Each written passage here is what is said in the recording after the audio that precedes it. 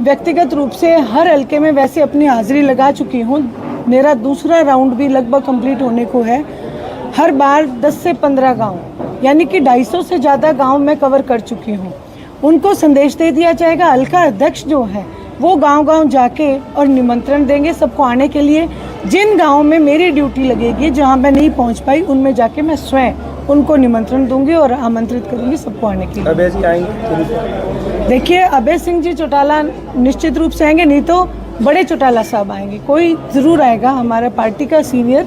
और क्योंकि 10 लोकसभा सीटों पे चुनाव है, इसलिए हिसार लोकसभा सीट आप सब भाइयों के लिए उन्होंने कहा है कि सब मिलके लड़ो, देखते हैं आप जीतते हो या क्या करते हैं। तो जैसे आपने कहा कि हिसार का 3 तारीख का दृश्य ऐसा होगा कि वो भीड़ देखकर अपना भी जीत की और इंडियन लोकदूत बढ़ेगी, तो लगभग कितनी संख्या में लोग पहुंचने वाले हैं इस नॉमिनेशन फाइल कराने?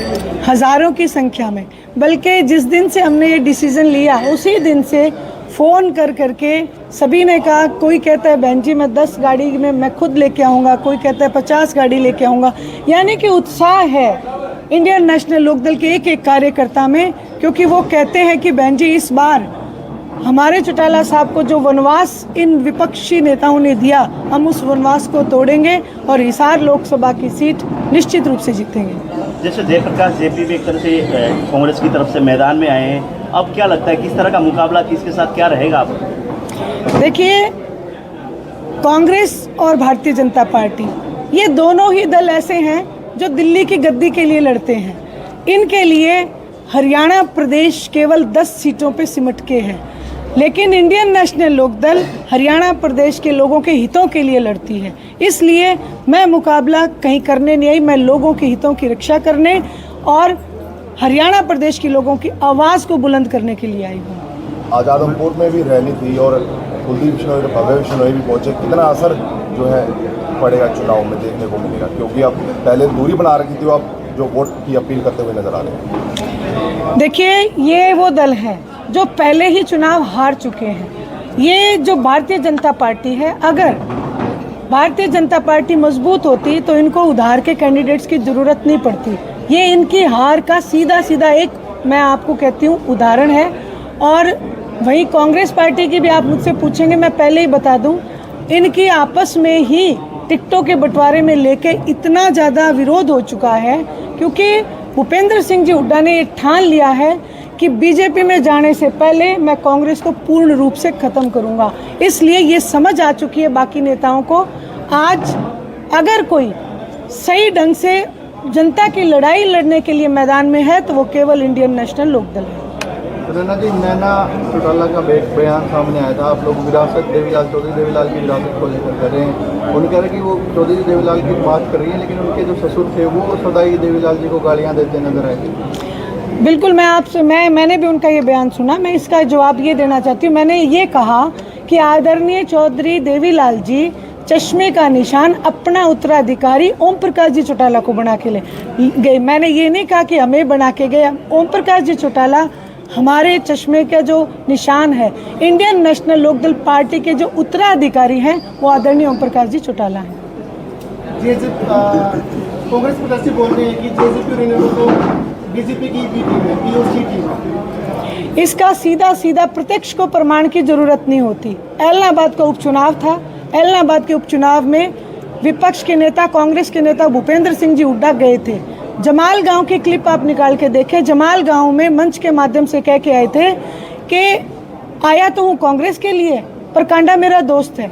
और उस उपचुनाव में कांग्रेस के प्रत्याशी की जमानत जब्त होना इस बात का सबूत है कि वोट काटने का काम कांग्रेस पार्टी का है, इंडियन नेशनल लोकदल का नहीं। जैसे पूर्व मुख्यमंत्री मनोहर लाल ने आज मंच से कहा कि चौधरी रणजीत सिंह को आप जिताइए, यहाँ से सांसद, और साथ में मैं भी मैदान में हूँ। कुरुक्षेत्र जैसे करनाल से वो लड़ रहे हैं तो 2-2 सांसद यहाँ, उधर से नवीन जिंदल, मतलब 3-3 सांसद हिसार को मिलने वाले बीजेपी के उसमें। मैं ये कहूँगी, हरियाणा प्रदेश का सबसे बड़ा दुर्भाग्य था कि मनोहर लाल जी खट्टर को मुख्यमंत्री का पद दिया गया, क्योंकि उन्होंने उस पद की कभी गरिमा का ध्यान नहीं किया। यही मनोहर लाल जी हर मंच के ऊपर चढ़े और हर मंच के ऊपर से माफ़ी मांग के उतरे। इस बात के लिए भी माफ़ी मांगेंगे कि जो मैंने सांसद कह दिया था वो मेरी भूल थी, क्योंकि इनमें से कोई भी सांसद बनने नहीं जा रहा। नाना जी, जिस तरीके से कांग्रेस ने टिकट बांटी और जयप्रकाश को मैदान में उतारा, ब्रजेंद्र सिंह कहीं ना कहीं चाह रहे थे उनको टिकट मिले, लेकिन वो टिकट नहीं मिली। जिस तरीके से उनके कार्यकर्ता नाराज है, क्यों क्या नाराज है?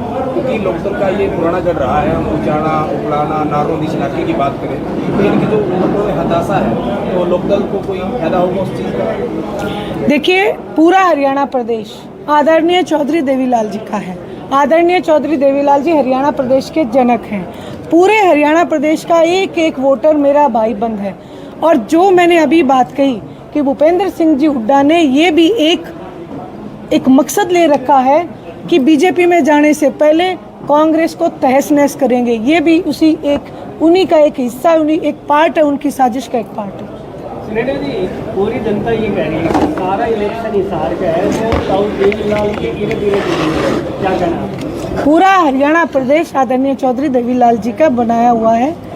ये पूरी राजनीति ही आदरणीय चौधरी देवीलाल जी के इर्द गिर्द है। जिसने भी आदरणीय चौधरी देवीलाल जी के आदर्शों को छोड़ा, वो राजनीतिक तौर पे कभी भी अपने आप को स्थापित नहीं कर पाया। और ये जितने भी हिसार में जितने भी कैंडिडेट हैं, ये कहीं ना कहीं आदरणीय चौधरी देवीलाल जी की नीतियों के दोषी हैं। इसलिए ये अपने आप को स्थापित नहीं कर पाएंगे। हिसार में इंडियन नेशनल लोकदल अपने आप को स्थापित करने जा रही है।